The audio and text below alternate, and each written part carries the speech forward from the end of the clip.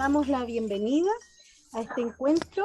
Vamos a iniciar con las palabras de saludo, de bienvenida de nuestro decano de la Facultad de Salud y Ciencias Sociales, el doctor Osvaldo Artaza. Buenas tardes, decano. Muy buenas tardes a todas, a todos. Darles una bienvenida muy cariñosa a nombre de toda nuestra comunidad universitaria, de nuestras autoridades, nuestra rectora Pilar Romallera, celebrar con mucha alegría que estén cerrando de una manera tan especial un trabajo tan relevante en un tema central en esta época, en una época en que estamos construyendo futuros de mayor igualdad, de mayor dignidad y de mayor respeto a los derechos de las personas. El ámbito de género en la vida universitaria, así como en la vida de la sociedad y en todo nuestro cotidiano, pasa a ser piedra angular. Así que no celebrar que ustedes estén conversando, construyendo en un tema tan significativo para la vida de cada una y cada uno de nosotros. Así que un abrazo grande y que tengan una muy buena actividad. Cariños. Muchas gracias, decano Osvaldo Artaza, por sus palabras, por sus buenos deseos respecto de este encuentro, ¿no es cierto?, que estamos sosteniendo hoy día. Agradecemos su presencia y sus buenos deseos. Bienvenidos entonces a todas, a todos, a esta charla magistral y certificación de la segunda escuela de formación para estudiantes, ¿no es cierto?, de salud y ciencias sociales, denominada prácticas profesionales con enfoque de género, ¿ya? Esta actividad de hoy día se va a concentrar en dos momentos. Un primer momento donde vamos a tener, ¿no es cierto?, las exposiciones de dos invitadas muy especiales, ¿no es cierto? Carolina Guerra Fuentes, que es socióloga de la Universidad de Chile, máster en Políticas Sociales y Dirección Estratégica del Territorio de la Universidad de Bologna, Italia. También está estudiando un doctorado en Políticas Públicas de la Universidad Mayor y será la encargada de transversalización de género en el Ministerio del Trabajo en este periodo que se va a iniciar, ¿no es cierto?, el próximo viernes desde el 2022 al 2026. También nos acompaña, y agradecemos también su presencia, Silvia Lamadrid Álvarez, socióloga de la Pontificia Universidad Católica de Chile, magíster en Ciencias Sociales con mención en Sociología de la Modernización y doctora en Historia con mención en Historia de Chile de la Universidad de Chile, coordinadora del Núcleo de Investigación, Género y Sociedad Julieta Kirkwood actualmente. Como les señalaba, eso va a ser un primer momento. Luego, una vez que generemos un espacio ahí de conversación, de diálogo en relación a este tema tan relevante, como bien señalaba el decano, después vamos a realizar la certificación de lo que fue esta escuela de verano. Dado que esta actividad se constituye, ¿no es cierto?, en el segundo paso de un proyecto de este año de 2022 que viene de continuidad del proyecto del mismo nombre, que desde el año 2020 se desarrollaba en la entonces Facultad de Ciencias Sociales y que ahora se incorporan, ¿no es cierto?, las carreras de Salud y Ciencias Sociales, y donde se ha certificado a 23 estudiantes de las carreras de Enfermería, Psicología, Terapia Ocupacional y Trabajo Social de las tres sedes, ¿ya? También es importante mencionar que esta escuela, ¿no es cierto?, se desarrolló también un material de apoyo con cápsulas y con un manual elaborado en el marco de este proyecto del año 2021, dentro de los cuales se publica el primer ejemplar de la serie Primeros Pasos de la facultad, que está dedicado especialmente a la temática de género, un material, ¿no es cierto?, que será entregado a cada asistente que va a ser certificado también en esta ocasión. Así que la idea, bueno, como les señalaba, es que podamos generar este espacio de conversación relevando el tema de la importancia, ¿no es cierto?, que tiene el enfoque de género y cómo este debe ser incorporado también en la formación profesional, que ha sido como yo comentaba antes de entrar en, en- en la actividad, eh, es una intención y es una perspectiva que ha venido desarrollando desde ya hace unos años en la universidad, y que se concreta, ¿no es cierto?, justamente con experiencias como la que se ha desarrollado en la facultad, con esta escuela de verano que está dedicada principalmente a los estudiantes que están desarrollando sus prácticas profesionales en instituciones, ¿no es cierto?, ligadas y que desarrollan justamente sus acciones y sus intervenciones sociales y del ámbito de la salud con una perspectiva de género. Y en ese sentido, la idea justamente de poder convocar aquí a Silvia y a Carolina es que desde sus experiencias, desde sus trayectorias profesionales, académicas, ¿no es cierto?, nos puedan brindar algunas ideas, algunos conceptos, miradas, perspectivas que nos permitan ir fortaleciendo y nos permitan ir enriqueciendo, de manera de también incorporar con mayor precisión justamente este enfoque de género. Esa es un poco la intención de esta primera parte de este encuentro. Así que agradecemos a Carolina y a Silvia la disposición a estar aquí con nosotros, hasta el público que está presente hoy día tanto en la sala como acá en el espacio de Zoom. Son docentes, académicos, también obviamente nuestros estudiantes, y estamos muy atentos a lo que surja justamente de estas conversaciones y estas reflexiones que son tan relevantes. Luego de las presentaciones y de la conversación que se sostenga con Carolina y con Silvia, vamos a dejar un espacio para preguntas, así que a los que están participando por el Zoom, hay en el link ahí abajo, al lado del chat, dice preguntas y respuestas, por ahí pueden hacernos llegar sus preguntas, y quienes están en sala pueden después ahí a viva voz plantearlas en el momento en que sea el espacio de las preguntas. Así que, sin más, yo no quiero ahí tomarme el tiempo, sino que justamente dar el espacio para que Silvia y para que Carolina nos comenten a su juicio, ¿no? ¿Cuál es la relevancia que tiene incorporar también en el espacio de la formación profesional la perspectiva de género? Ahí cualquiera de las dos que quiera iniciar el comentario, bienvenida. Bueno, voy a Ya, partir yo para no darle el ya. estrés a Carolina de tener que partir ella en mi presencia, porque tengo la sospecha que alguna vez fui profe tuya o algo así. Sí, ya ven. Entonces, ya, como que tiene que partir uno. Bueno, a mí me gustó, bueno, primero saludo a todos y todas las presentes, agradezco la invitación. Eh, me, me emocionó bastante en realidad la posibilidad de que en otras universidades, tal como en la mía, en la mía me refiero a la Chile, donde trabajo, eh, se estén haciendo una revisión completa, digamos, de cómo el develar las construcciones de género puede llevarnos a transformar completamente nuestras prácticas. ¿M? Debería, en realidad.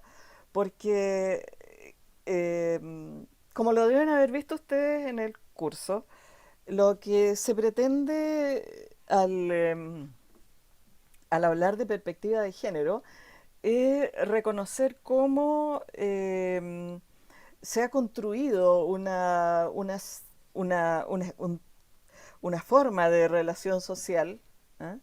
Unas formas de relación social, todo un sistema de relaciones sociales que resultan en establecer relaciones de poder profundamente desiguales, profundamente opresivas, ¿ah? De quienes encarnan el poder, en este caso la masculinidad hegemónica. Estoy hablando del patriarcado, que es el sistema que organiza las relaciones de género. No es la única forma en que esto se podría organizar, pero esta es la forma en que nuestra sociedad se organiza. O sea, nosotros vivimos en el patriarcado occidental. Y dentro de ese patriarcado occidental, eh, uno de los éxitos del patriarcado es habernos convencido a todos y todas de que esto era natural, de que así son las cosas, y no darnos cuenta de que es una forma como pueden ser las cosas, es la forma como se han construido las cosas y cómo su constante repetición beneficia, como decía, a quienes tienen las posiciones dominantes dentro de ese sistema. Un sistema que sin duda afecta fundamentalmente a las mujeres, a quienes somos definidas como mujeres, porque en todo esto la primera construcción es definirnos como hombres y mujeres, que me imagino que ya debe haber sido una cosa que se discutió en el curso, y ustedes que vienen de la salud más lo tienen que haber discutido, que aún la misma división de dos sexos es una construcción. ¿Mm? Que si bien esos son los dos sexos que participan en la reproducción, sin embargo los seres humanos tenemos más ambigüedades que eso. ¿Eh? Pero la primera construcción entonces es decir hombres y mujeres. Y la segunda construcción es asignarle a hombres y mujeres un, identidades, roles, poderes diferentes. ¿Eh? Y eso en el caso del campo profesional de salud, eh, creo que afecta muy notablemente. ¿Eh? Recuerdo que en algún momento tocaba trabajar con el Ministerio de Salud hace bastantes años, ¿eh? Cuando recién se estaban intentando transversalizar el enfoque de género a todos los ministerios de los entonces gobiernos de la concertación. Y la reacción de parte de la gente de salud era decir, pero ni un problema, si nosotros siempre hemos distinguido a hombres de mujeres, siempre hemos tenido este enfoque de darnos cuenta que atendemos a hombres y mujeres. Pero ese es exactamente el problema. ¿Mm? El problema es que se atiende a hombres y mujeres, pero tal como los entiende el patriarcado. ¿Eh? Y por lo tanto, para las mujeres, respecto a las pacientes mujeres, hay determinadas expectativas, respecto a los pacientes hombres hay otras expectativas. Y también decíamos, y encima de eso, además de que nos damos cuenta de hombres y mujeres, la mayoría de la gente que trabaja en salud son mujeres. O sea, ¿dónde puede haber más género que aquí en nosotros? Bueno, eso lo menos que podríamos hacer es problematizarlo. Porque, por cierto, por ejemplo, que así los profesionales de salud, si uno los toma en grupo, mayoritariamente son mujeres.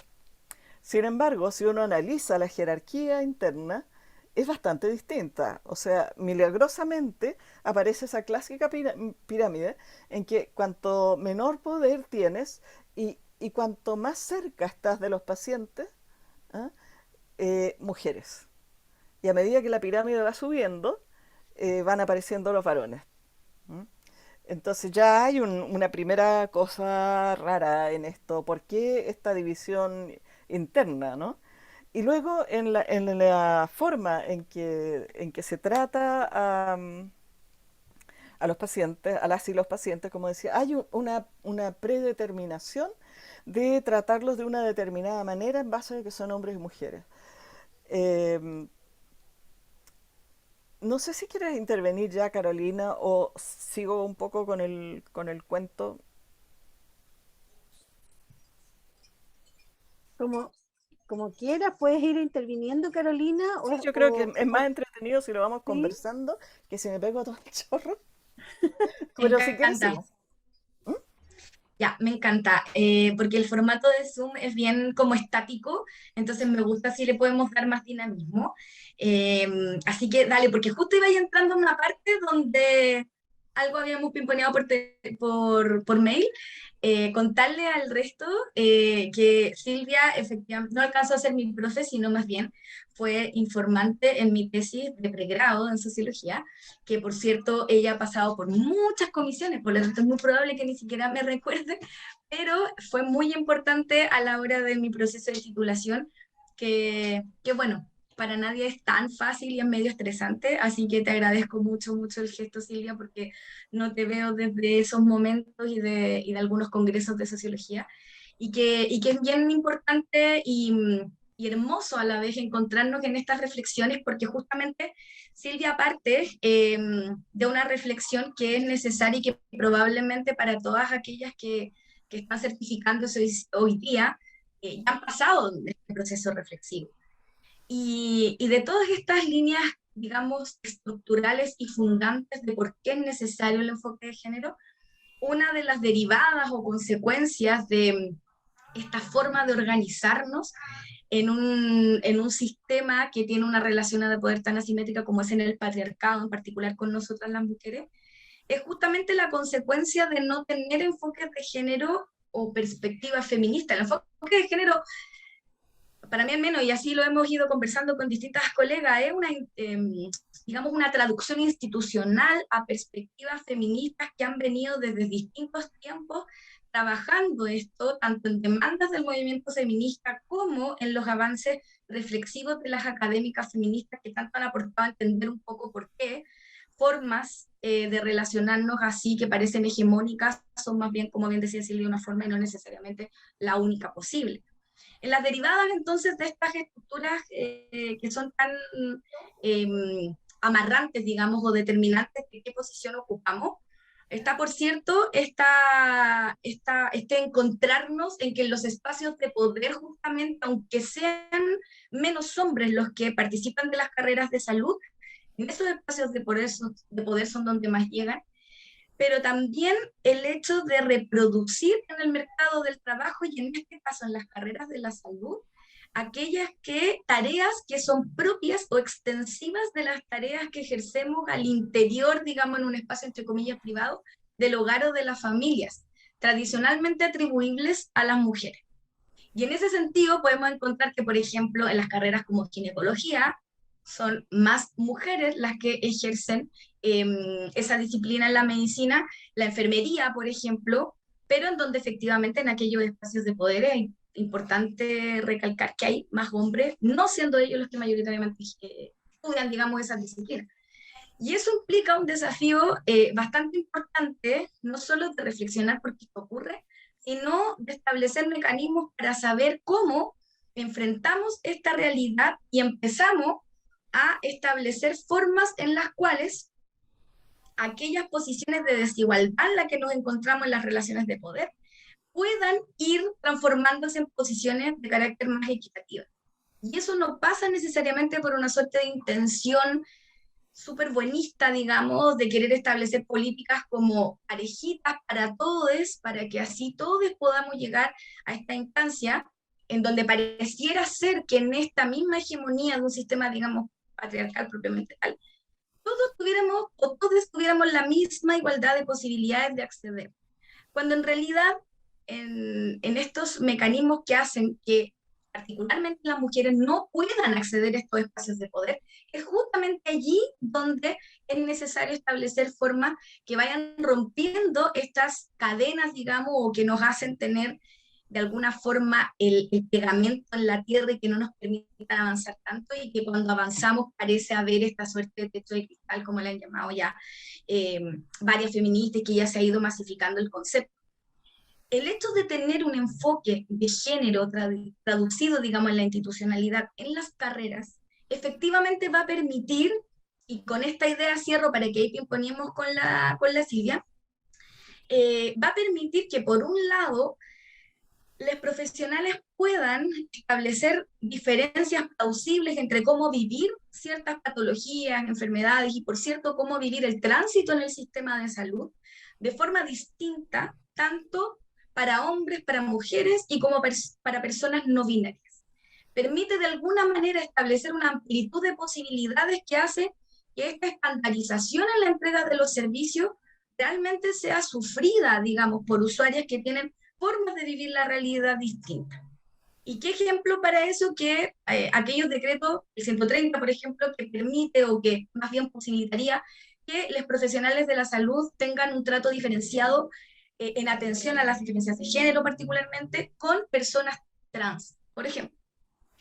Pero por otro lado también permitiría que no haya una reproducción, o más bien tengamos más atención en la manera de pensar las carreras y de formar en las carreras, no reproducir estas tareas que se hacen, que están más bien asociadas a los cuidados en el mercado laboral, y por lo tanto intentar propiciar dentro de las carreras aquellas reflexiones y formas de trabajo que pueden ser más asociadas tradicionalmente a las masculinidades y que hoy día puedan trabajarse desde distintas personas, hombres, mujeres o personas no binarias, y entonces pensando que en aquellos rubros más masculinizados, en cómo ampliar el acceso, en cómo ampliar el logro efectivo de que más mujeres se puedan dedicar a aquellas tareas en el ámbito de la salud que puedan ser más asociadas a hombres. Me estoy refiriendo a trayectorias, por ejemplo, en ciencia, trayectorias en ámbitos de la ciencia y la tecnología, en donde también es posible hacer ciertos vuelcos y ir rompiendo, digamos, estas barreras estructurales que hacen que estas asimetrías en los espacios de poder se puedan reproducir. ¿Qué otro elemento me quedaría ahí para ir imponiendo con sí? Ya, ya, en ese punto nomás me gustaría volver a cuáles son los aspectos estructurales que van determinando esta particular división del trabajo dentro del campo profesional de salud. ¿Ah? Y que tiene que ver, tal como decía Carolina, con esa macro división del trabajo que implica el patriarcado, porque ¿qué es lo que fundamentalmente organiza el patriarcado? El cómo se reproduce la sociedad. ¿Mm? Cómo se reproduce tanto en el sentido biológico como en el sentido de reproducir las formas de relación social. ¿Mm?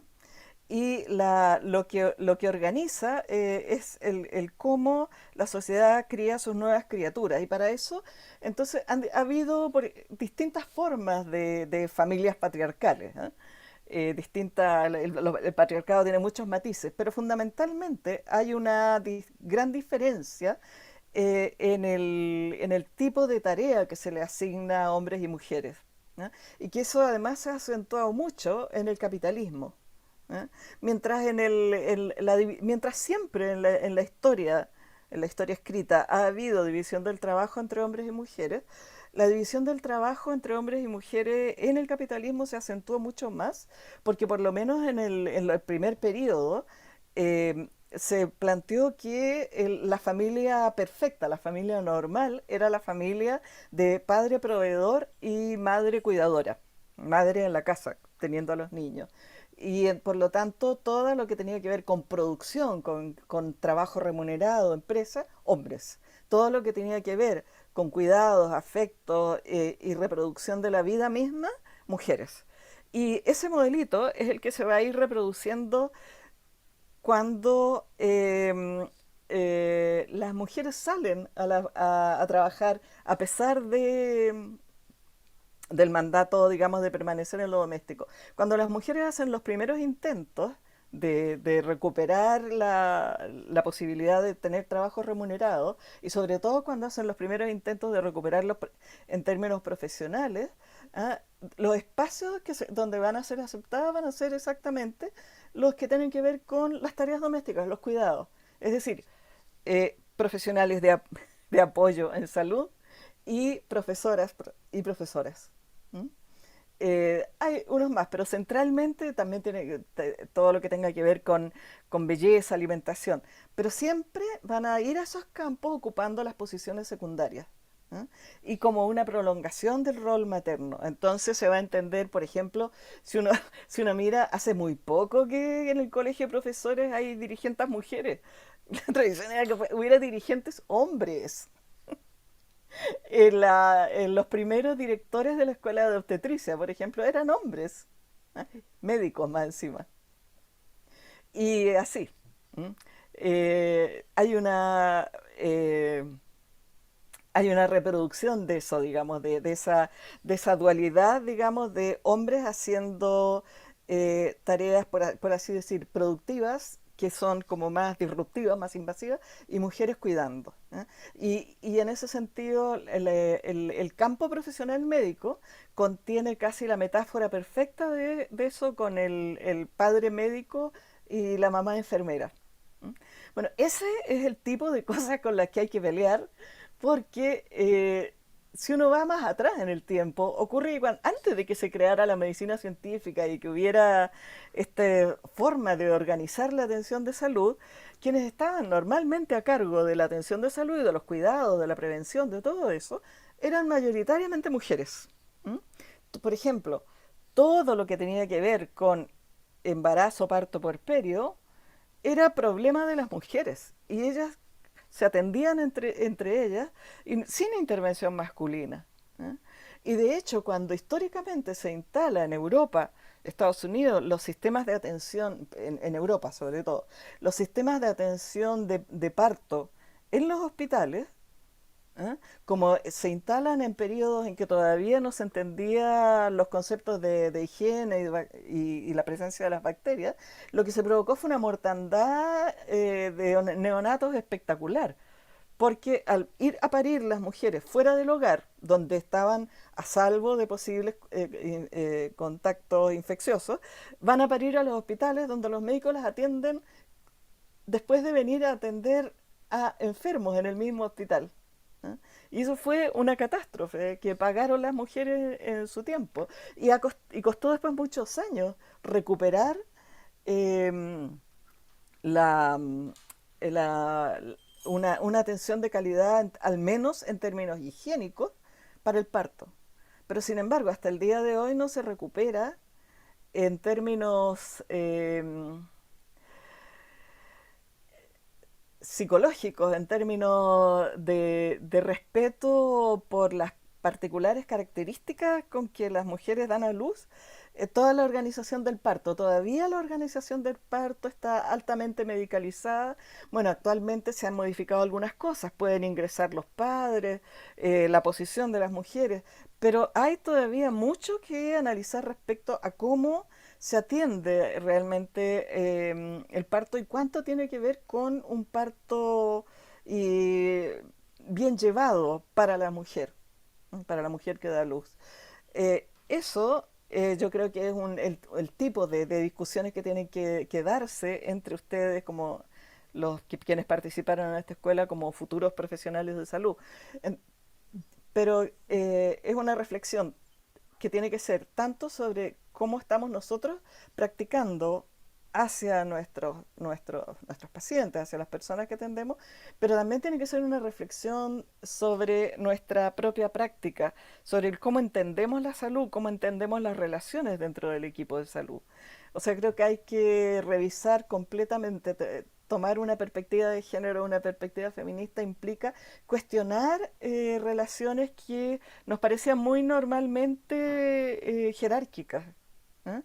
Y eso hay que revisarlo profundamente. Hay como jerarquías que tenemos instaladas en la cabeza que hay que irlas cuestionando y hay que irlas revisando en pro de construir una relación más democrática entre todos, todas, todes.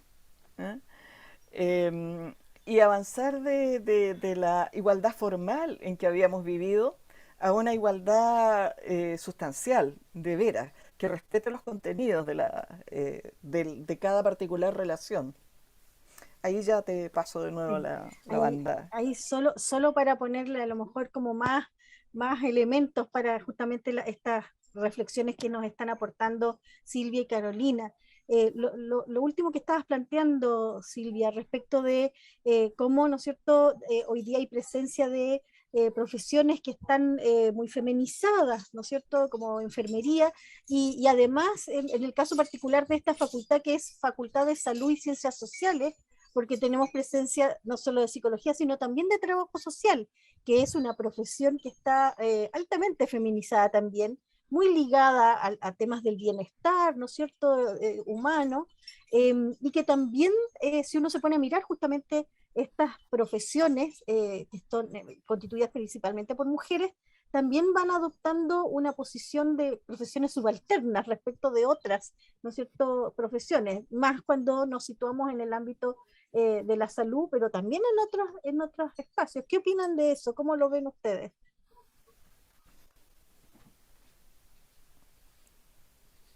Que,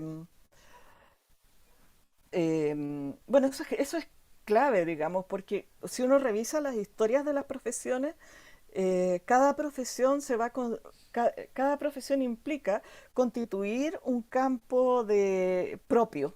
¿M? Y un sistema de prestigio y de poder dentro de ese campo. ¿Ah? Y el campo de la salud, quienes lo construyen, en realidad son los médicos. ¿Ah?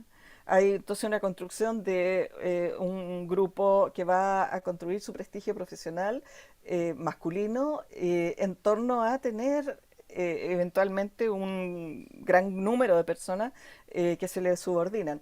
Y buena parte de las profesiones de salud, sobre todo las que nacen alrededor del siglo XIX, principios del XX, están muy en función de servir al médico.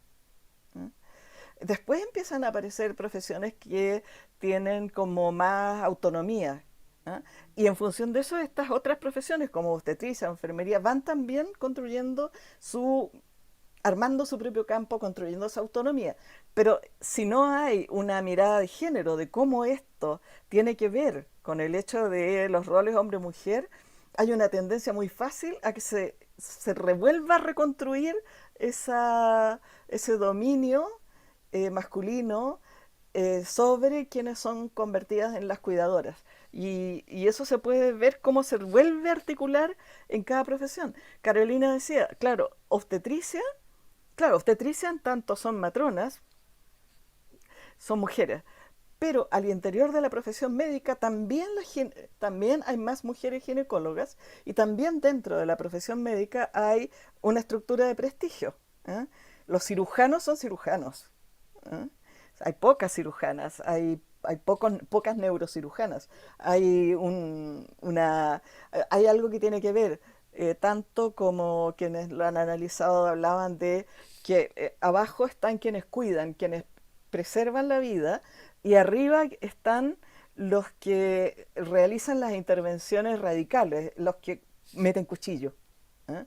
Los que van al riesgo de la vida y la muerte, como emblema de los médicos, yo salvo vidas, pero arriesgando. Pero también salva vidas todo el equipo, pero salva la vida de una manera distinta, la salva todos los días, la salva cotidianamente. Y creo que eso es una cosa súper importante en términos de mirar de otra manera este esquema al que se nos ha acostumbrado, a valorizar esa intervención disruptiva, radical, ¿eh? Como más valiosa que el cuidado permanente.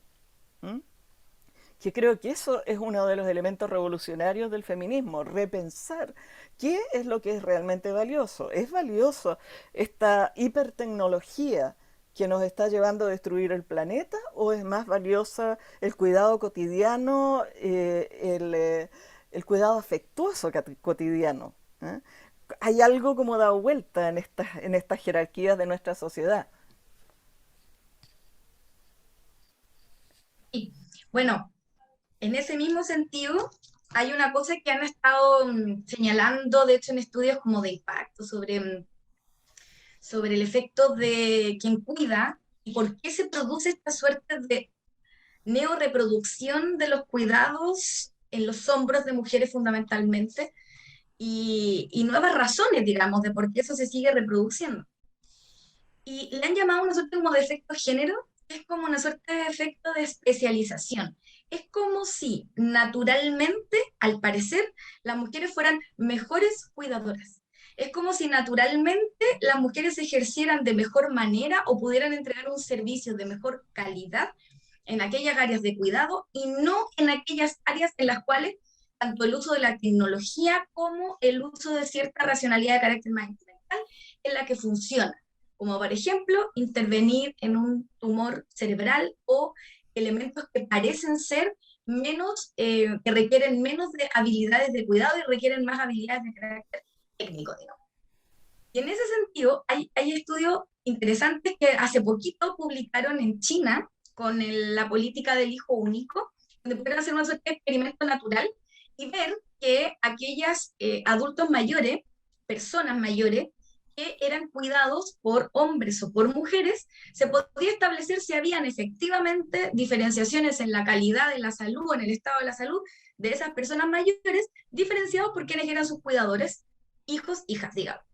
Y no se encontró ninguna diferencia respecto, además estamos hablando de encuestaje, no son encuestas propiamente tal, sino que son datos desagregados de la atención primaria en China, que son muchísimos datos recabados, y en donde ahí las investigadoras se ponen a jugar sobre las variables, y en caso de las patologías asociadas a la vejez o patologías más preponderantes en este grupo, no hay diferencias en términos de cuáles tienen mejores desarrollos o andamiajes en cuidado respecto a si la persona que las cuida es el hijo hombre o mujer.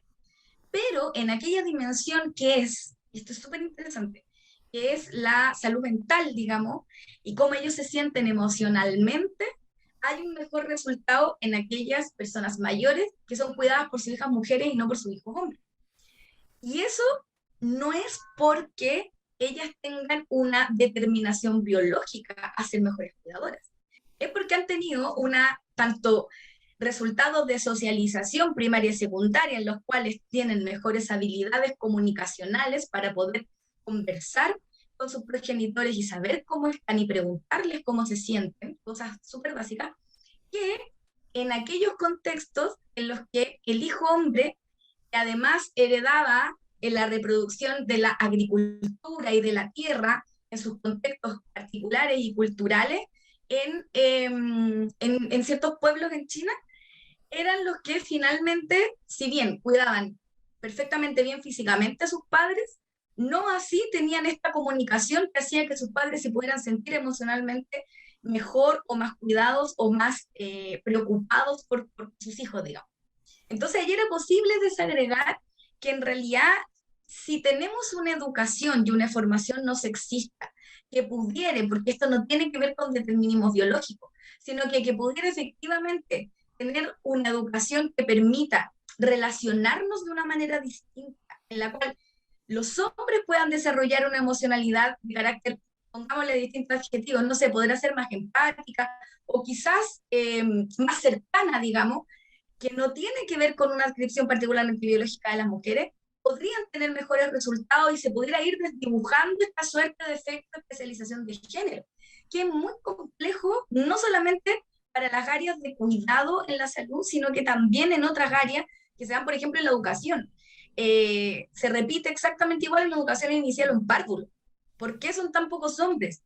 Hay una suerte también de estereotipo asociado a que la relación de posibilidades muy estereotipadas en que los hombres puedan ser o potenciales pedófilos o potenciales abusadores, que hacen que, por ejemplo, en las tareas de educación inicial o párvulos en la primera infancia no les permitan o la gente tenga cierta reticencia a que los acompañen al baño, a que muden, por ejemplo, a la niñez, y que son tareas que efectivamente hacia adelante vamos a tener que colectivizar socialmente. Y por lo tanto tenemos que trabajar justamente en la educación con enfoque de género y en particular no sexista para ir derribando estos constructos que están súper anclados en estas carreras, profesiones y en las relaciones cotidianas en donde esto está como bastante enraizado, digamos. No sé si a estas alturas abrimos a preguntas o... Sí, nos quedan unos minutitos, no sé si hay algún comentario más respecto de esto último que estaban Sí, o sea, abordando.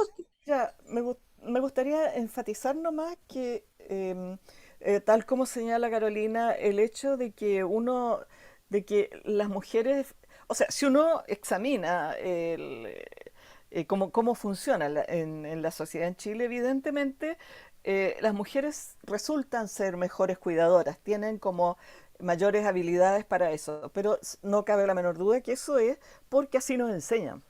¿Mm? O sea, tal como los hombres van desarrollando mayores habilidades para cosas tecnológicas, es porque, por ejemplo, la cercanía de ellas con los autos, de ellos con los autos, es favorecida. Entonces, meterse ahí, eh, porque el tipo de hombre que se dedica a eso es premiado. ¿Eh? Desde luego que hay muchos otros hombres que a lo mejor no les interesaría en lo más mínimo, pero es evidente que meterse con tuerca y con todo lo que lleva a la tecnología o a cierto tipo de actividades que están vinculadas tanto a la tecnología como a las matemáticas o a las finanzas. ¿Mm? Se favorece que los hombres estén ahí. Se desfavorece bastante que los hombres se dediquen a otras cosas. ¿Eh? Yo recuerdo algunas investigaciones de estudiantes en tesis en que en que, por ejemplo, preguntaban a jóvenes de colegios privados que qué les gustaría estudiar. Y hubo varios hombres que dijeron, bueno, en realidad a mí me gustan las artes, me gusta la literatura, me gusta esto, lo otro, pero no voy a estudiar nada de eso, voy a estudiar economía, voy a estudiar ingeniería, porque eso, o leyes, porque eso es lo que me ubica dentro de lo que mi familia espera y dentro de lo que posibilita hacer lo que yo quiero hacer. ¿Eh? Es decir, ganar plata, etcétera, etcétera. ¿Eh? Curiosamente las mujeres se dan más libertades, pero también en ese sector social eh, eh, también las mujeres tendían a retraerse un poco de ciertas opciones profesionales que podían sacarlas de su medio más acomodado. Eso puede servirnos además para introducir otro elemento que es importante en esto de la desigualdad entre hombres y mujeres, que además esto está atravesado por todas las otras desigualdades que existen en la sociedad, ¿no? O sea, también está toda la diversidad de clase, toda la diversidad étnica que ahora se ha abierto en nuestro país, que hay que reconocer la diferencia que hay dependiendo de si uno pertenece a algún pueblo originario o no, la diferencia que hay por regiones, en fin, es un sistema bastante más complejo, pero dentro del cual podemos observar estas como recurrencias respecto a la marca de los géneros, ¿eh? Y la marca de volcar a hombres y mujeres en determinados sentidos, donde siempre se va reproduciendo esta relación de mayor poder de unos hacia otros, pero por sobre todo va construyendo, si se fijan, desde el hogar mismo, la noción de jerarquía. ¿Mm? Eso yo diría que es el elemento clave, porque en nuestro hogar aprendemos que hay quien manda y quien obedece. En el hogar es donde aprendemos que el hombre gana la plata y esa es la cosa valiosa, o la mujer cuida y eso no importa mucho y es gratis y es puro como amoroso nomás. ¿Eh? Entonces, creo que es clave en términos de que la sociedad se construye en base a ese tipo de relaciones jerárquicas, de relaciones opresivas. Aun cuando la familia de uno no cumpla exactamente ese dibujo, digamos, de todas maneras sabemos qué es lo que se espera, es lo deseable. ¿Eh? Aprendemos a saber que eso es lo deseable y eso es lo que, como muy bien señalaba Carolina desde el principio, lo que las luchas feministas han estado tratando de desmontar, ¿ah? Y de abrir la posibilidad a que pensemos una forma distinta de relacionarnos, donde valoricemos también todos estos aspectos que son realmente cruciales en nuestra existencia. Así es. Ya han ido llegando algunas preguntas que yo quisiera plantearles. Hay unas preguntas en el chat y también me indican que hay un par de preguntas en sala, así que voy a partir con las del chat. Dice aquí Nicolás Chaparro, buenas tardes y muy buen contexto para entender el tema. Su pregunta, ¿podríamos asociar el hecho de que carreras como enfermería, obstetricia, poricultura sean más asociadas a mujeres porque este grupo de población tenga más preferencia por dichas áreas? Voy a dejar al tiro las tres preguntas planteadas, las dos que están aquí en el chat. La segunda de Bianca dice, en la población está arraigada la cuestión que la enfermería está para servir al doctor en un ámbito patriarcal y son totalmente diferentes, una apreciación que ella hace. Esos dos comentarios, una pregunta y un comentario, nos plantean desde el chat. No sé si quieren comenzar a comentar esto que aparece o vamos con las preguntas también de la sala. Yo diría que sobre esas dos preguntas, en cierto Ya, modo, lo hemos estado contestando. ¿Ah? exacto. Uh-huh. Respecto a la cuestión de la enfermería ligada a servir al doctor, creo que no está de más recordar que el origen de la enfermería es Florence Nightingale, ¿recuerdan?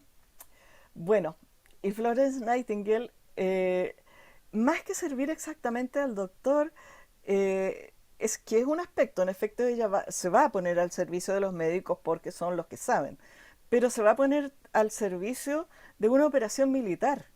¿Dónde conquista Florence Nightingale su prestigio? Es cuidando a los soldados ingleses en la guerra de Crimea. Algo suena, ahora ya todo el mundo sabe dónde está Crimea. Porque en ese momento estaba combatiendo el ejército británico como parte del imperio en Crimea.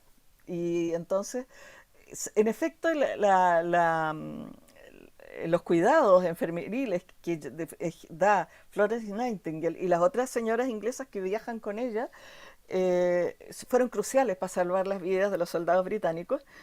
Y eso después le va a permitir entonces montar un servicio de enfermeras, porque antes de que existiera este grupo de enfermeras que propone Nightingale, había las mujeres que trabajaban como enfermeras eran las mujeres peor miradas de la sociedad. ¿Mm? Era como la peor profesión posible porque se contactaba con toda clase de cuerpos, lo que en la sociedad victoriana se pueden imaginar que era muy ominoso. Pero quiere decir que la enfermería surge muy ligada a la sanidad militar y con una noción jerárquica muy fuerte. ¿Eh?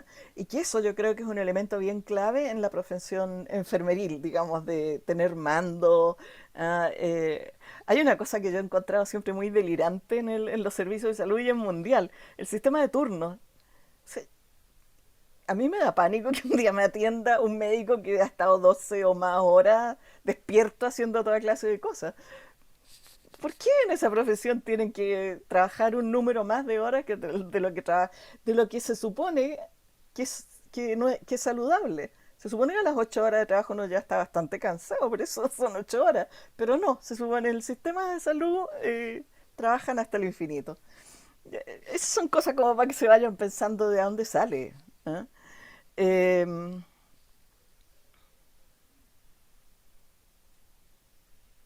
sí, bueno, eso por mi parte. Carolina, no sé si tú quieres ahondar también en esa respuesta. Sí, dale. O sea, para profundizar, o sea, más que profundizar, como complementar, digamos, justamente estos elementos que están relacionados a cuál es la cercanía con el poder que tienen las tareas que finalmente están asociadas a los cuidados. Y por lo tanto, en relación a qué tan cercanos están con el poder, es la ubicación que van teniendo, digamos. Entonces, una de las cosas que más me llamaba la atención, por ejemplo, de justamente el caso de cómo lo describe Florence, es que toda la importancia que es cuidar a los soldados, que eran justamente el capital más importante dentro de una guerra, es la misma que tienen las mujeres en el proceso de la guerra, que tienen que alimentar a sus familias y que tienen que salir al mercado del trabajo para poder sostener a su familia, y que reconfigura, digamos, las relaciones eh, y las formas de hacer familia, y que después, cuando se incorporan nuevamente a la fábrica y cuando se incorporan nuevamente a las formas de producción, digamos, es ese trabajo de cuidados el que permite a este obrero ser alimentado, ir con la ropa limpia, digamos, y con todo lo necesario, ejercer las labores de producción. Y ese trabajo de cuidados termina siendo invisibilizado, lo que las académicas feministas desde los 70 vienen tratando de valorizar, pero no en términos de valoración simbólica, digamos, sino económica.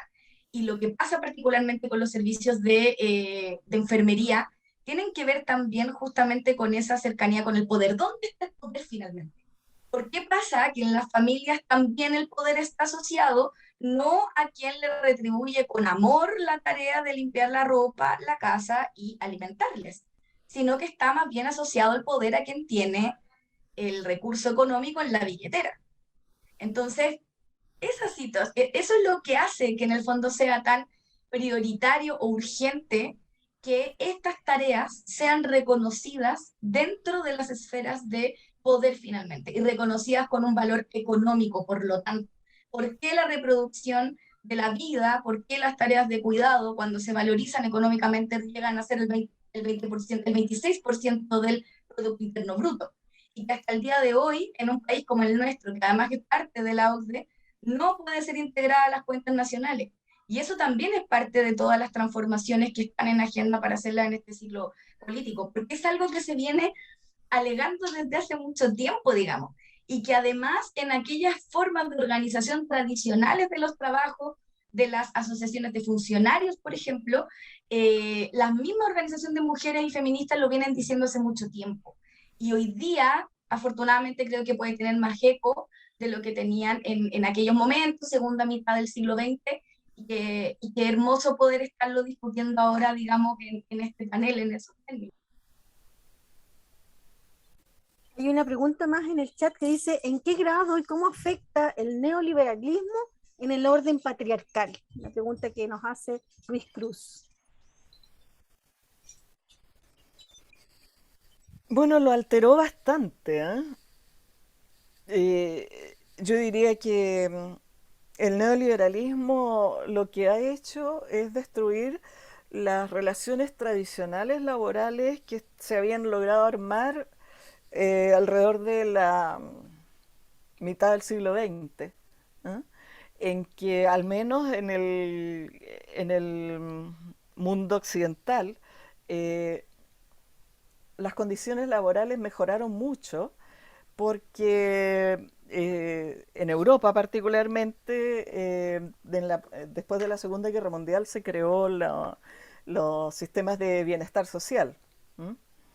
Entonces ahí es como el periodo de gloria, digamos, de la familia moderno-industrial, como la llama la Jimena Valdés y probablemente otros autores, de la familia en que el varón es el obrero que va a las fábricas, fábricas de autos, en fin, de cosas grandes. Y mientras la mujer en la casa cuida a los niños y prepara todo para que el marido pueda salir a trabajar en buenas condiciones, pero además es una familia que tiene posibilidades de educar a sus hijos en sistemas escolares generalmente gratuitos, tiene incluso la posibilidad de pensar la universidad. Y el marido tiene en el horizonte una pensión que le va a permitir mantener un cierto nivel de vida durante el periodo en que trabaja, hay vacaciones, en fin, tiene el trabajo relativamente seguro, hay una carrera con ascenso. Bueno, eso con el neoliberalismo hace agua, porque eso era el modelo que estaba funcionando en realidad para Europa, Estados Unidos, un poquito a nosotros. Algo de eso nos acercábamos y cuando nos quisimos acercar más, hasta ahí nomás llegamos. Pero ya aproximadamente en los años 80, cuando empieza el neoliberalismo a agarrar vuelo, lo que empieza a ocurrir es que el capital, hasta ese momento el capital industrial empieza a ser dominado por el capital financiero. El capital financiero sale al mundo, ¿ah?, a buscar mano de obra más barata. Porque con todos estos beneficios, la mano de obra de los trabajadores industriales se había vuelto cara. Y entonces es muy interesante cómo se vacian las grandes industrias de Estados Unidos, de Europa, y se van a los lugares donde la mano de obra es barata. La India, el sudeste asiático y, ¿por qué no, la China? ¿Mm? Y a nosotros se nos destina para una cosa distinta, recuperamos nuestro papel de productores de materias primas. Y ahí estamos, cobre, litio, etcétera. Bueno, en ese contexto, lo que ocurre es que hay una baja general de los salarios, ¿ah?, y una ruptura de ese sistema de relaciones laborales, por lo cual ese modelito de familia moderna industrial con padre proveedor y madre cuidadora hace agua.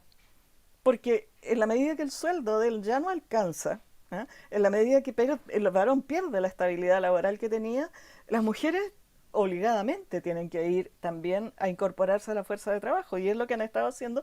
Pero ¿cómo se incorporan? En las peores condiciones posibles, en condiciones de inestabilidad, de sueldos mínimos, y donde además eh, nada facilita el descargarlas de la doble jornada que tienen, porque todas las tareas de cuidado se intensifican. Incluso en el caso chileno es súper evidente, porque al encarecerse la educación, al encarecerse todo el cuidado de los niños, ¿ah?, el trabajo de las mujeres ha ido creciendo.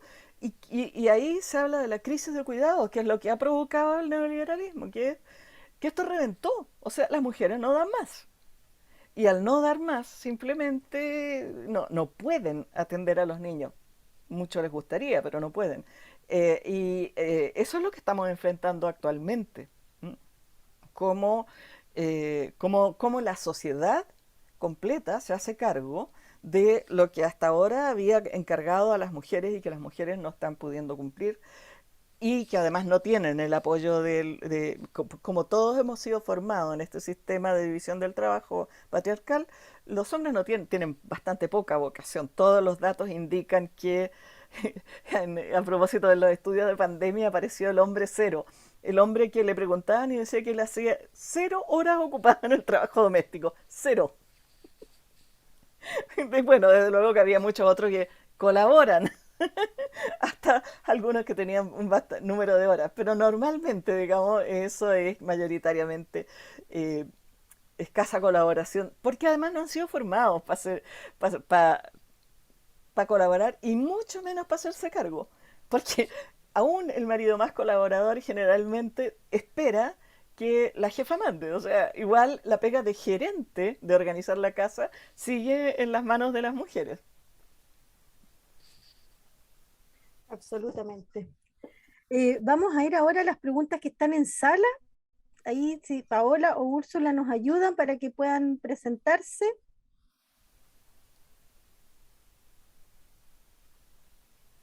Ahí ya las estamos viendo, chicas. Entonces, tenemos algunas preguntas del público. No sé si quieren levantar la mano y ahí les voy dando la palabra. Francisca, adelante, cuéntanos. Muchísimas gracias por la ponencia, ha estado muy, muy, muy interesante y sobre todo me quedan dando vuelta algunos conceptos que plantearon, ¿no? En primer lugar, la invisibilización de los cuidados, que siento que es la base y es transversal y atraviesa distintos espacios. Y ahí quería compartir con ustedes 2 experiencias que nos ha tocado desde la universidad y desde mi vida personal. La primera es que estuvimos haciendo unos talleres de autocuidado y cocuidado para la unidad de salud del trabajador del Servicio Metropolitano de Salud. Y nos encontramos con que estas unidades se sentían muy invisibilizadas dentro del propio sistema de salud. Porque imagínate lo que le pasa a una unidad que cuida a los cuidadores. Entonces eso ya era así como el último pelo de la cola. Como palabras de los y las trabajadoras de ese servicio, era que ellos eran lo último que importaba en el hospital. De hecho, físicamente, esas unidades estaban muy precarizadas. O sea, eran unos departamentos que se caían a pedazos. Entonces, creo que esa invisibilización atraviesa completamente el sistema y es parte de la miseria y la desigualdad que nos encontramos. Y lo otro tiene que ver con esta misma invisibilización, pero llevada al plano personal, sobre todo de las maternidades y de los cuidados de niños, niñas y adolescentes. Y cómo las mujeres efectivamente tenemos un peor acceso a todo.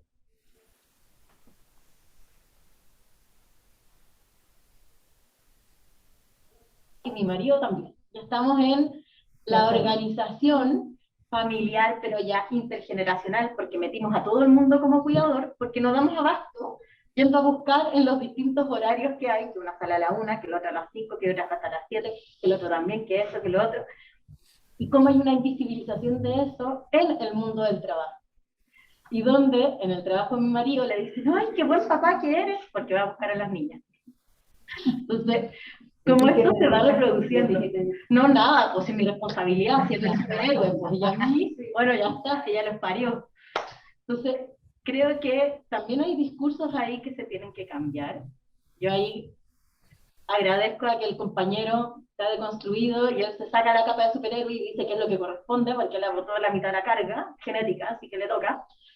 Pero ¿cómo la sociedad no hace eso? Y seguimos reproduciendo esa invisibilización de los cuidados, donde efectivamente las mujeres cuidamos porque desde chicas nos enseñaron eso. Nos pasaron la muñeca desde antes que habláramos. O sea, a mi hija le llegaron una cantidad de muñecas que jamás se las pasé. Porque encontraba que, oye, la guagua no está ni sentada, se la está chantando una muñeca para que aprenda a cuidar. O sea, hay una socialización forzada donde no tenemos escapatoria. O aprendemos a cuidar o aprendemos a cuidar. Entonces, creo que en las carreras que trabajamos con otras personas, en la formación de profesionales tenemos que cuestionar eso. Muchas gracias, Francisca. Voy a aprovechar de pasarle la palabra a las otras 2 preguntas para que después puedan comentar las panelistas. Jimena, sí. Por favor, si quieres pasa adelante para que la cámara te pueda ver.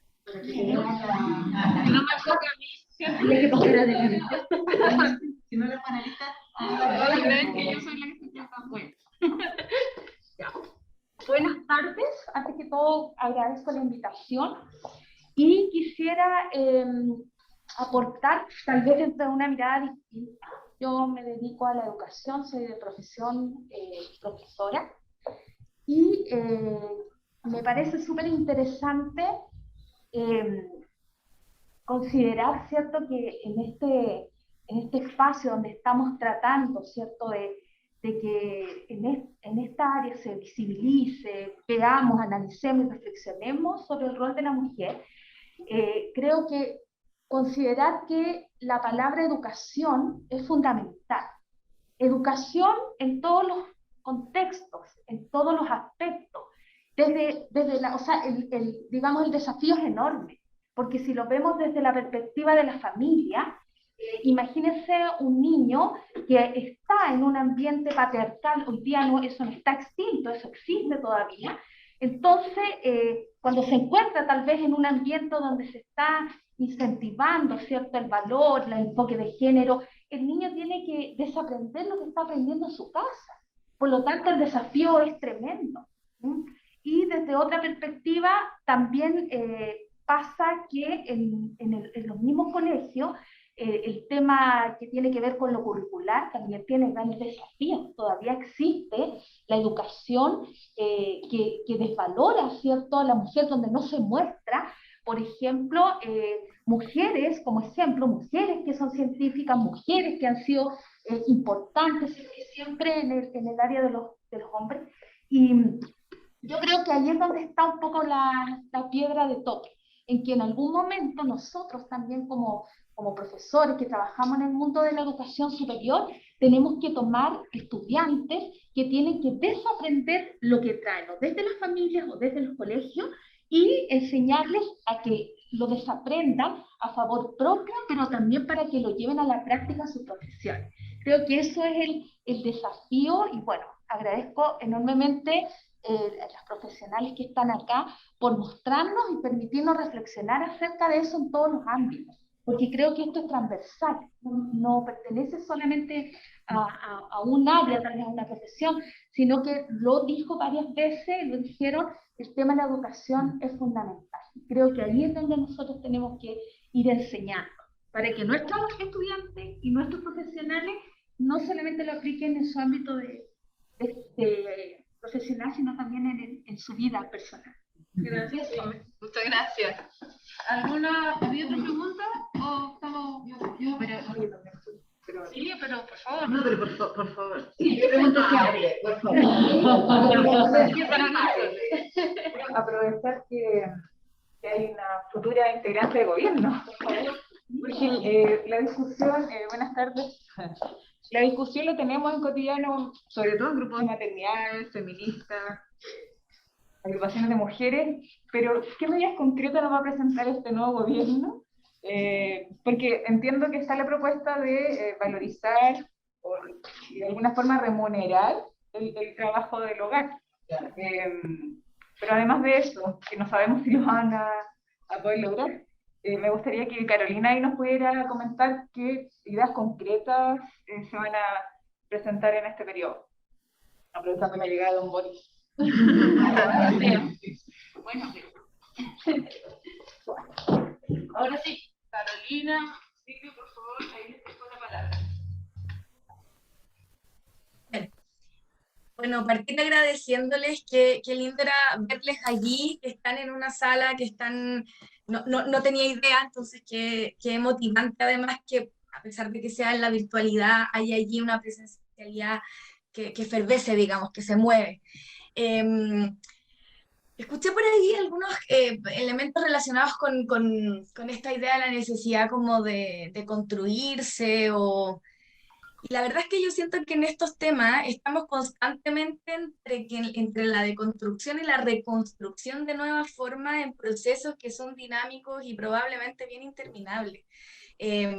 Por lo tanto, son periodos de reflexión y de posibilidades de cambio en los que nada está escrito, digamos, con fórmulas mágicas y en las que tenemos que ir ensayando y probablemente con una responsabilidad más profunda de quienes podemos ir prefigurando con nuestras prácticas cotidianas y con lo que hacemos también en las aulas de clase, el cómo ir imaginándonos nuevas formas y poniéndolas siempre en práctica en la medida de lo posible.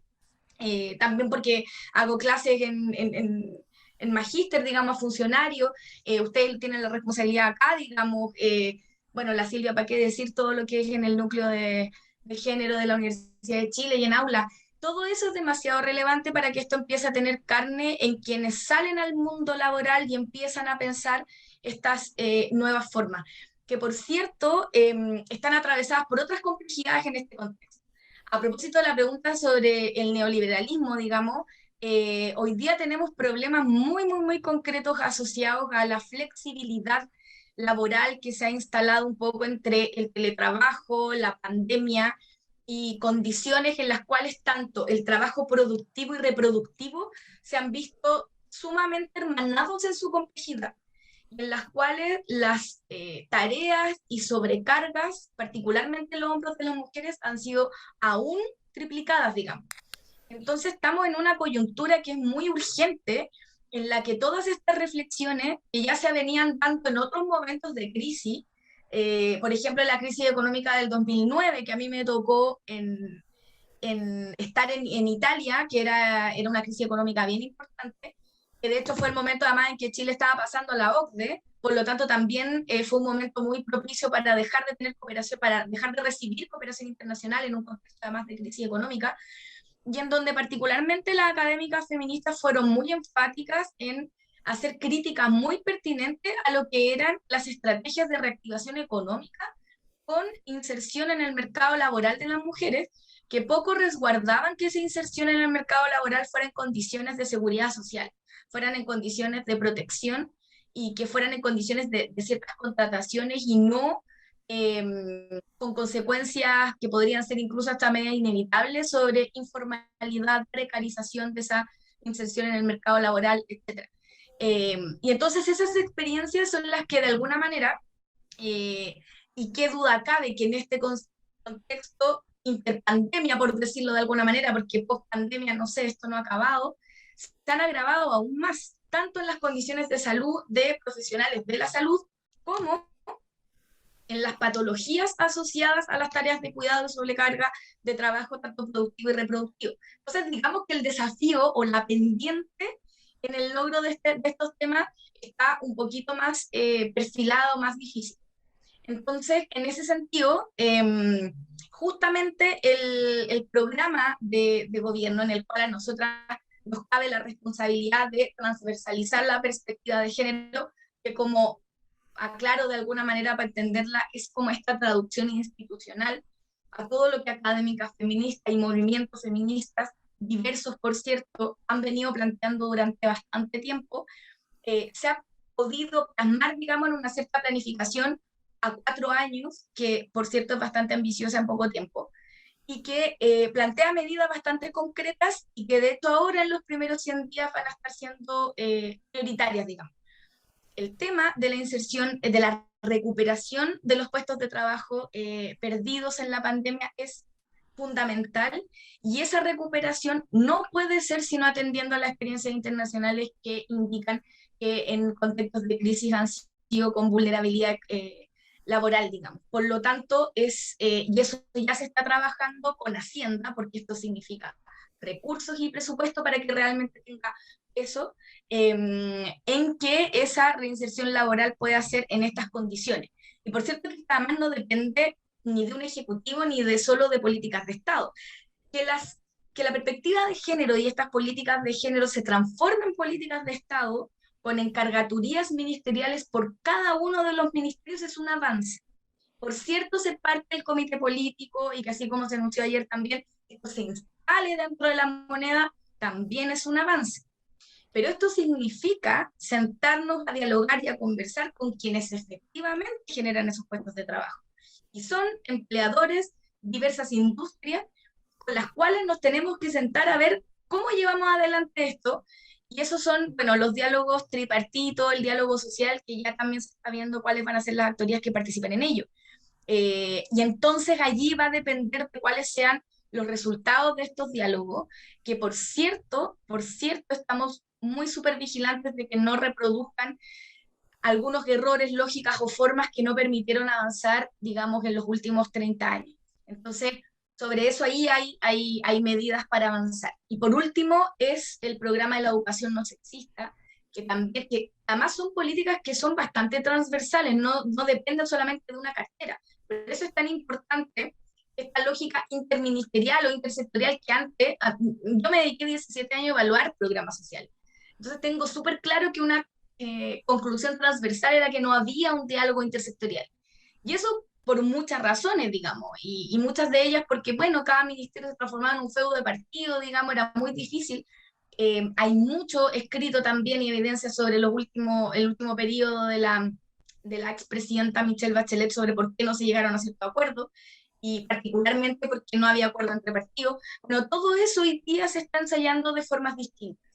Y esas formas distintas están hechas justamente para no repetir errores anteriores, pero también sabemos que puede generar otras consecuencias que no sabemos bien cómo van a ir, pero que al menos van en la dirección de ir generando estas políticas transversales que en el caso de educación no sexista tienen que pasar por una educación integral sexual, por ejemplo, que tienen que pasar por formación para las carreras, para que esto no se reproduzca en el mercado del trabajo, pasa por hacer un trabajo mancomunado en estos diálogos sociales, que justamente, en mi sentir al menos, van a semillar los cambios a futuro que se están hoy día sacralizando de alguna manera en la futura constitución.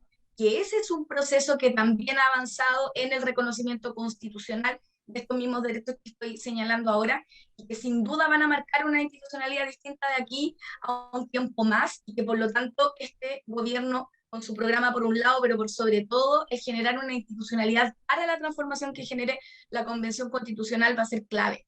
Entonces allí es donde también están las semillas de esperanza, y en donde va a ser también en las futuras generaciones, de aquí a 4 o 5 años más, en las que hay que estar repensando este nuevo proyecto de país con estas perspectivas, digamos, que no se van a agotar acá. Yo siento que estamos en un inicio intersticial, si uno quiere, entre lo que no termina de morir de viejas lógicas y lo que estamos intentando reconfigurar en estas nuevas lógicas. Así que eso es lo que hasta ahora, digamos, podría especificar, y en otras materias, en lo profundo, yo me quedo muy a disposición además de esta escuela para seguir profundizando en ello.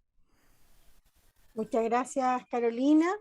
Silvia, no sé si quieres comentar algo ya para ir cerrando, porque estamos ya en la hora de pasar al segundo momento en relación a lo que se planteó. Silvia, ¿no?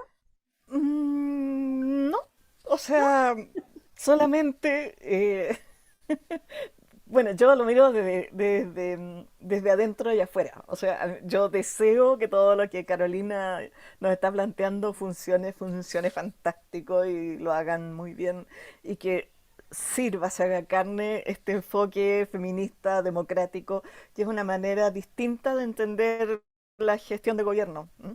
De entender el manejo del poder. ¿Eh? Desde luego que esto va a ser súper difícil porque somos seres humanos todos. Eh, el ser feminista implica que uno desea cambiar y ser de otra manera, pero inevitablemente uno también tiene poderes y eventualmente puede llegar a ejercerlos de manera cuestionable, y entonces hay que revisarse, etcétera.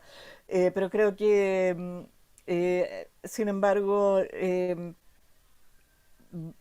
tengo mucha confianza en que sí que van a marcar una diferencia muy grande con cómo hasta ahora han sido los gobiernos, y que sí harán algo que es clave, que es dar realmente participación a la gente. ¿Mm? O sea, no esperar que van a venir un grupo maravilloso de técnicos a hacer bien las cosas. No, porque el hacer bien las cosas tiene que conversarse con la gente. Y eso espero que el gobierno, confío que el gobierno lo tiene súper claro, y que van a abrir, por lo tanto, ámbitos de participación, de modo que las soluciones al desafío infinito que significa mejorar la condición de las mayorías en un momento de mayor pobreza objetiva, pandemia, guerra, etcétera. Así que ánimo, no más. Gracias Silvia. Sin duda, ¿no? Hay grandes desafíos aún por seguir trabajando. se abren ahí para nuestro país grandes posibilidades con una nueva constitución, con un gobierno que ya asume este viernes, con al menos que desde la intención, ¿no es cierto?, claramente se plantea el que va a estar instalada esta perspectiva de género, así que todos esperamos ahí, esperanzados en que efectivamente todo esto que anhelamos, especialmente nosotras las mujeres, se haga carne en cada una de las institucionalidades, en cada uno de los servicios.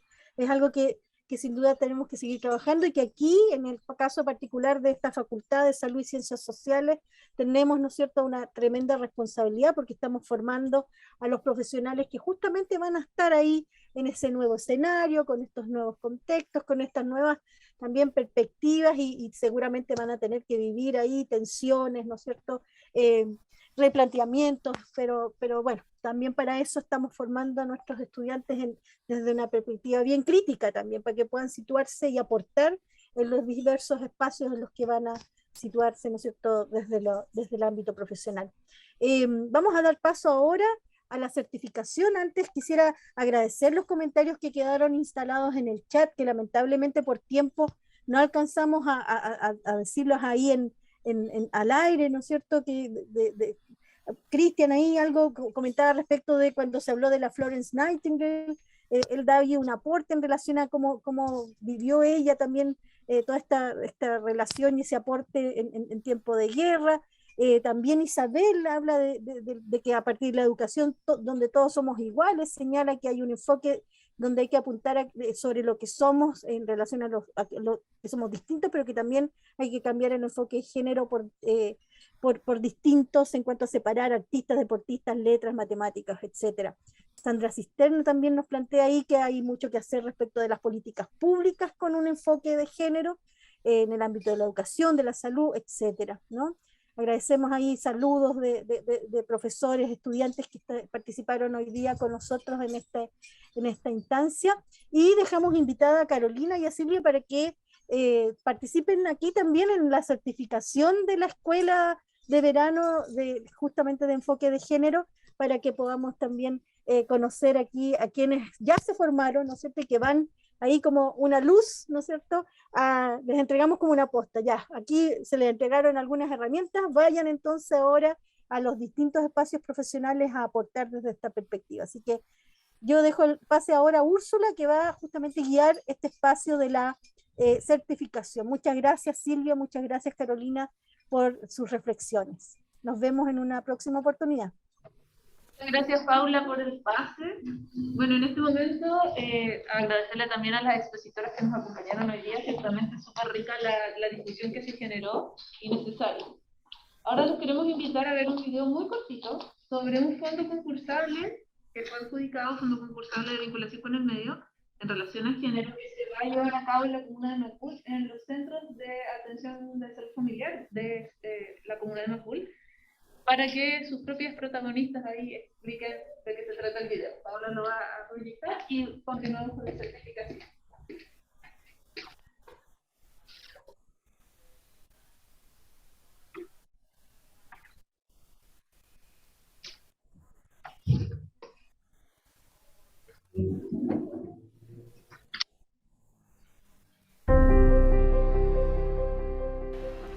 Dentro de los Objetivos de Desarrollo Sostenible, encontramos como meta el acceso equitativo a la salud sexual y reproductiva de adolescentes y mujeres adultas. Por lo tanto, consideramos que esa problemática se debe abordar desde la alfabetización en salud, entregando herramientas, co-construyendo herramientas desde las realidades existentes en los centros de salud primarios y considerando las diversas experiencias de las mujeres respecto a sus derechos de salud sexual y reproductiva.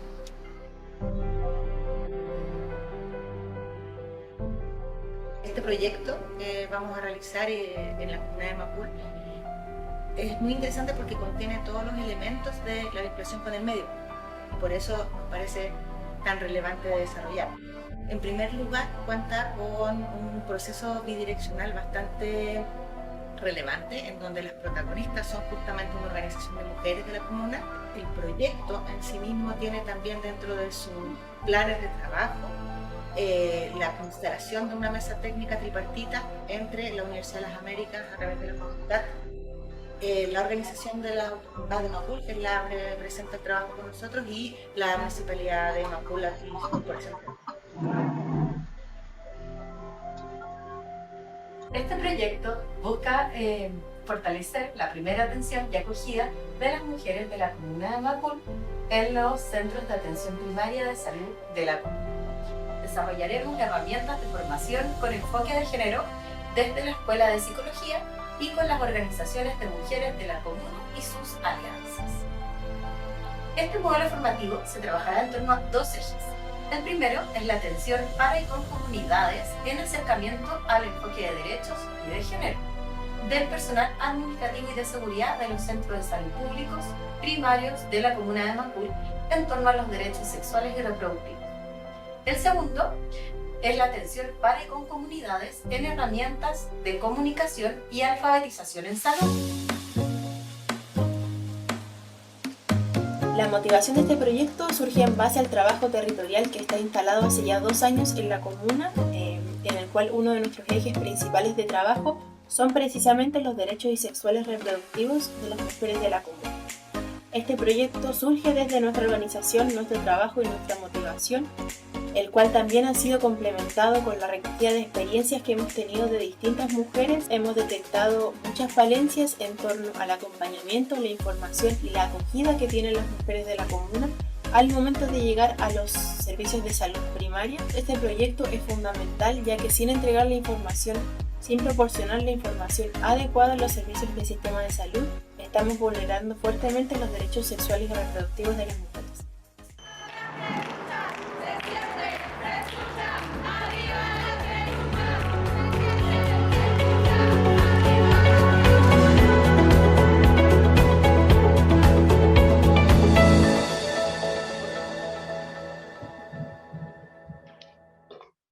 Bueno, les queríamos presentar este proyecto que ya va a comenzar su trabajo durante este primer semestre. Esperamos tener súper buenas noticias, de buenos resultados de esto, que ciertamente es un paso adelante para poder ir derribando algunos muros que lamentablemente existen. Bueno, pasamos entonces ahora sí a la certificación. Quisiera invitar adelante a las directoras de escuela quienes nos acompañan hoy día. Catalina Valenzuela, directora de escuela de psicología. Adelante también a Soledad Borbondín, directora de escuela de terapia ocupacional. Gracias, Soledad. Y vamos a pedirle también a Soledad que nos ayude con trabajo social. Solange que nos ayude hoy día con trabajo social para entregar los diplomas. Entonces, pónganse por aquí, yo me voy a poner por acá y vamos a invitar también a los estudiantes que hoy nos acompañan tanto presencial como virtual, así que vamos a comenzar por quienes están presencial. Por favor, pase adelante Erika Alvarado Ábalos. Ella es estudiante de la carrera de Trabajo Social en jornada vespertina del campus Santiago Centro de Santiago. Muchas felicitaciones. Hablen para que las sigan. Vamos adelante a Francisca Arenas Logan. Ella es estudiante de psicología en jornada diurna, Campus Maipú, desde Santiago. Muchas felicitaciones. Hay que hablar. Sí, mira, ahí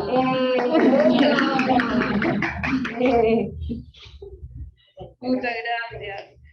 Llamamos también a Ellen Carmona Faure. Ella es estudiante de psicología en jornada executive, Campus La Florida, sede Santiago. Hay que hablar para que no se. Sí, gracias.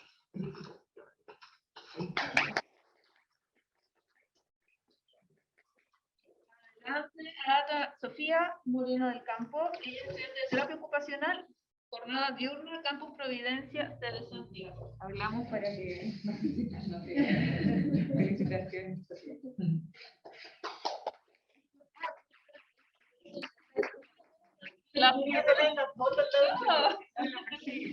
Adelante llamamos a Roberto Pineda Villa, estudiante de psicología en jornada executive, Campus La Florida, sede Santiago.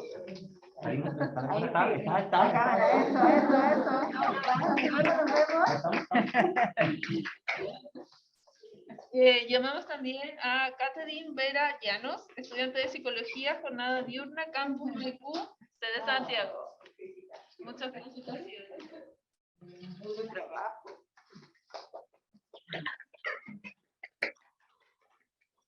Ella también iba a asistir. Muchas gracias por ayudarnos.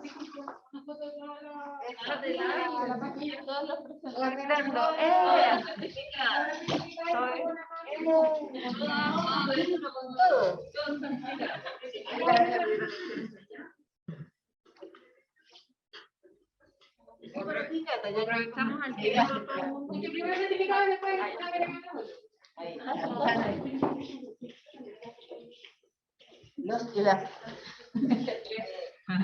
Los otros se pueden poner así como 4 que sean en grande. ¿Se ve o no? Es que podemos poner dos filas. Poner...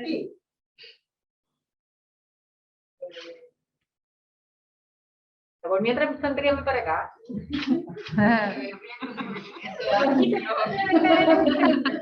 Claro, sonrían con los ojos. Sonrían con los ojos. Ahora todo el grupo. Sonríen con los ojos. Aquí haciendo toma la pantalla.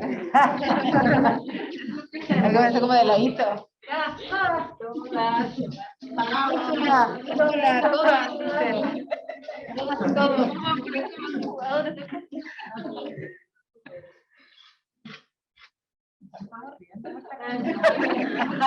Ay, qué triste, Dios mío.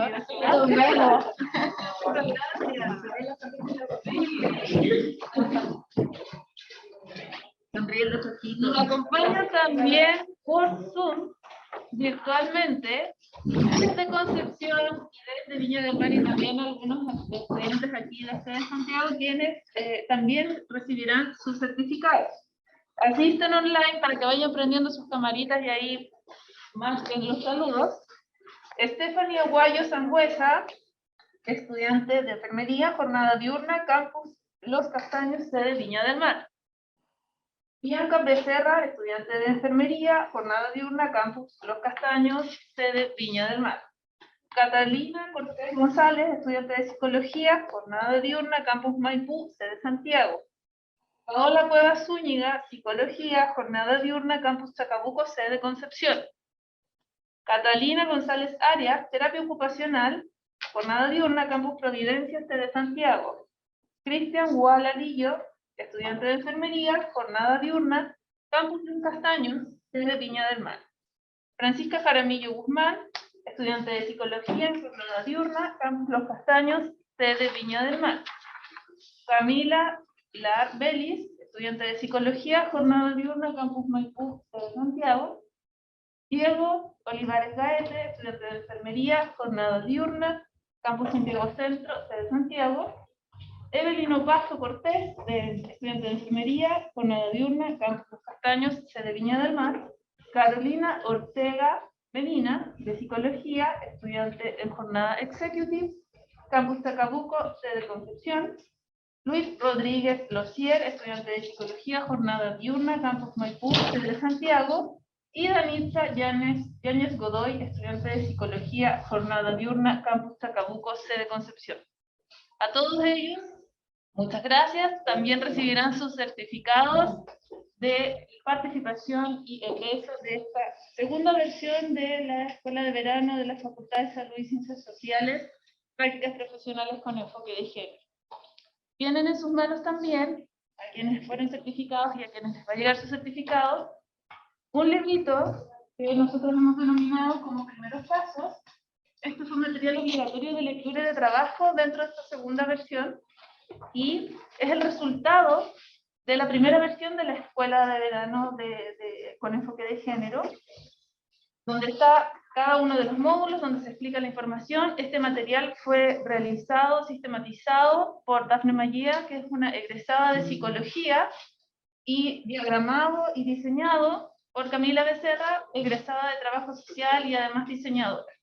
Así que tienen en sus manos un material súper valioso. También a quienes nos acompañan por Zoom y van a ser certificados, también les irá a llegar. Para que sepan, y todos quienes también nos acompañan virtual y presencial, una de las tareas que quedan encomendadas a quienes han egresado en esta oportunidad de la escuela es que dentro de sus asignaturas, LIC 720 y LIC 610, Servicios Sociales o Salud, la actividad práctica que realicen en esta asignatura debe ser relacionada a todo lo que aprendieron en esta escuela de verano, para que puedan llevar adelante y ejecutar finalmente todos los contenidos y todas las vivencias que han podido ir acumulando y en el fondo llevarlo a la práctica. Así que esperamos también buenas noticias al respecto, tanto quienes nos acompañan por Zoom como quienes están aquí presentes, tanto Paola y yo como todas sus directoras de escuelas aquí presentes. Estaremos pendientes de aquello y apoyándolos, por supuesto, en cada caso que necesiten. No asisten hoy, pero también van a ser certificados 3 alumnos: Gisela Bueño Berton, de Enfermería, jornada diurna, Campus Santiago Centro, sede Santiago; Teresa Martín Jiménez, también de Enfermería, jornada diurna, sede Santiago Centro; y Francisca Obreque Miranda, también de Enfermería, de Campus Santiago Centro. Con esto damos por terminada la certificación del día de hoy. Agradezco la asistencia presencial de todos quienes están aquí, de todos quienes nos acompañan virtualmente y todo el público que nos acompañó también a la charla. Agradezco a las expositoras el excelente nivel de conversación que pudimos llegar a tener. Y los despido, esperando encontrarnos durante el año en más oportunidades. Un abrazo.